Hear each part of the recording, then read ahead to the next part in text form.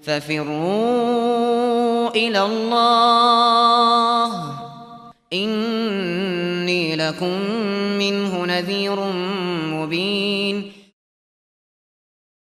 Bismillahirrahmanirrahim. Assalamualaikum warahmatullahi wabarakatuh.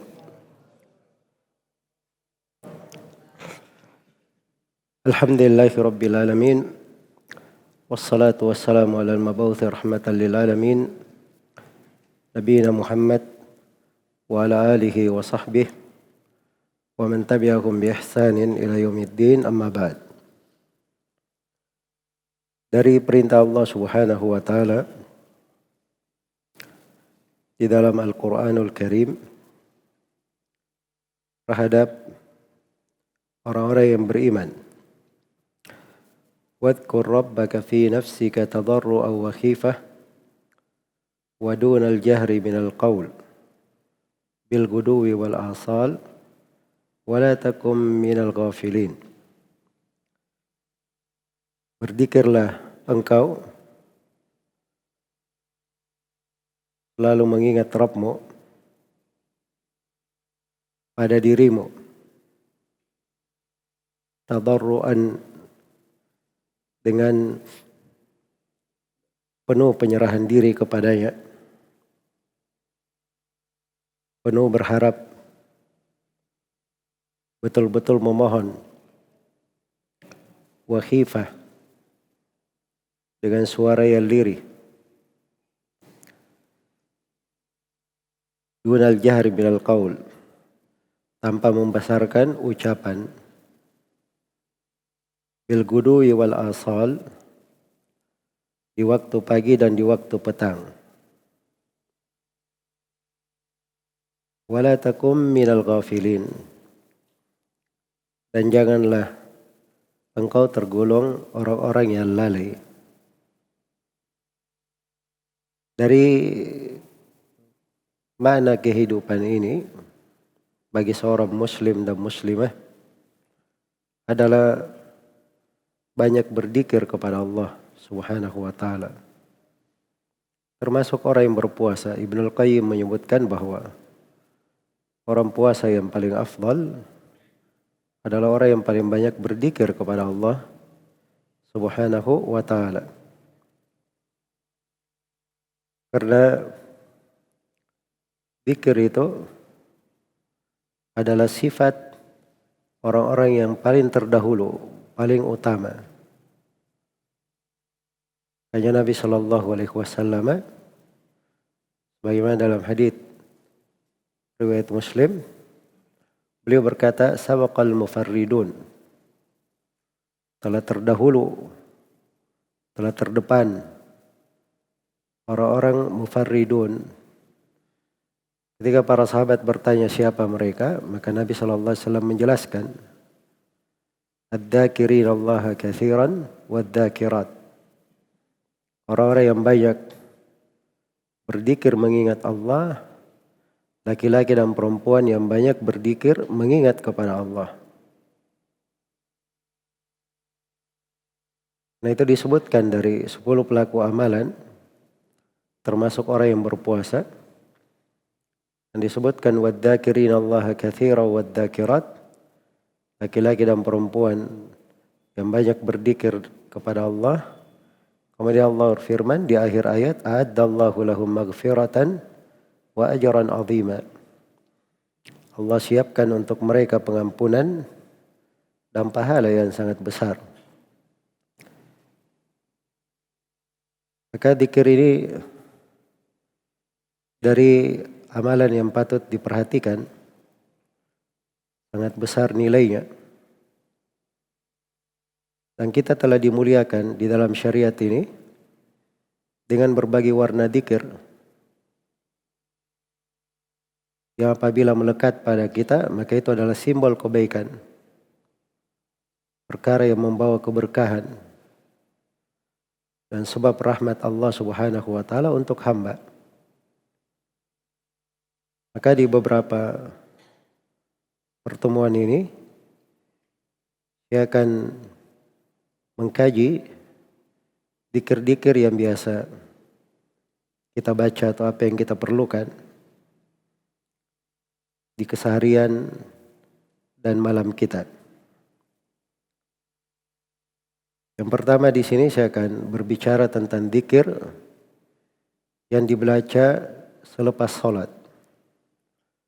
Dzikir-dzikir yang dibaca selepas sholat. Kita perhatikan dari kandungan dzikirnya, kemudian kita pahami akan makna diucapkannya. Dan hal tersebut apabila membekas pada seorang hamba dan selalu dia baca, maka insyaallah ta'ala memberi manfaat yang sangat besar. Yang pertama diriwayatkan oleh Al-Imam Muslim rahimahullahu ta'ala dari Aisyah radhiyallahu anha. Beliau berkata, Kana Nabi sallallahu alaihi wasallam idza insarafa min salatihi istaghfara thalathan. Wa qala Allahumma antas salam wa minkas salam tabarakta ya dzal jalali wal ikram. Aisyah radhiyallahu anha, adalah kebiasaan Nabi sallallahu alaihi wasallam apabila beliau selesai dari salatnya.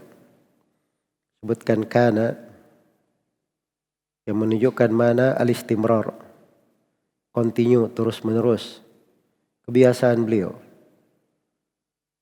Kalau beliau selesai dari salat, maka apa yang beliau lakukan? Istaghfara thalathan.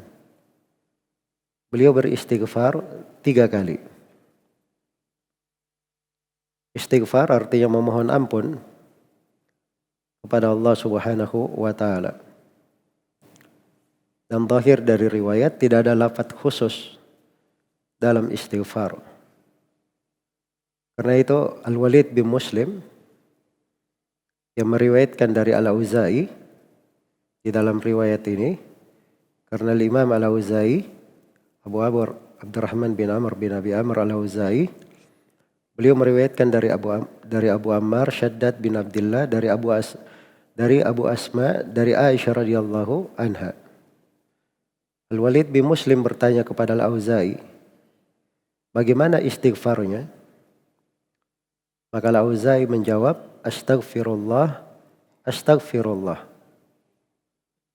Nah, itu yang diajarkan oleh Al-Auza'i rahimahullahu ta'ala. Menunjukkan bahwa di hadits itu tidak ada lafaz khusus. Andai kata ada lafaz khususnya, maka tidak akan ditanyakan oleh Al-Walid bin Muslim. Karena itu kalau dia membaca astaghfirullah, astaghfirullah, astaghfirullah 3 kali itu cukup. Atau dia membaca astaghfirullahalladzi la ilaha illa huwal hayyul qayyum wa atubu ilaih, itu juga boleh dia baca 3 kali. Atau dia baca astaghfirullah wa atubu ilaih, itu juga boleh. Sebab mengandung makna istighfar.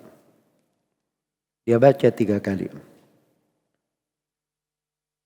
Setelah membaca istighfar 3 kali, maka Nabi membaca setelahnya Allahumma antas salam wa minkas salam tabarakta ya dzal jalali wal ikram. Di sebagian riwayat tabarakta dzal jalali wal ikram. Beliau membaca Allahumma antas salam, ya Allah engkau adalah yang maha salam. Maha salam artinya yang maha selamat dari segala kekurangan dan kejelekan, yang darinya lah segala keselamatan. Itu mana as-salam. Itu salah satu nama dari Allah Subhanahu wa ta'ala dari Asma'ul Husna. Dari Asma'ul Husna, nama Allah As-Salam. Allahumma antas salam, ya Allah engkau lah As-Salam, yang maha selamat dari segala kekurangan dan kejelekan, yang maha suci dalam dzat-Mu, nama-nama dan sifat-Mu, di dalam segala perbuatan-Mu. Wa minkas salam, dan darimu-lah segala keselamatan. Segala hal yang menyelamatkan dari bahaya, segala hal yang menyelamatkan dari penyakit, dari perkara yang tidak disenangi, itu datangnya dari Allah. Itu datangnya dari Allah.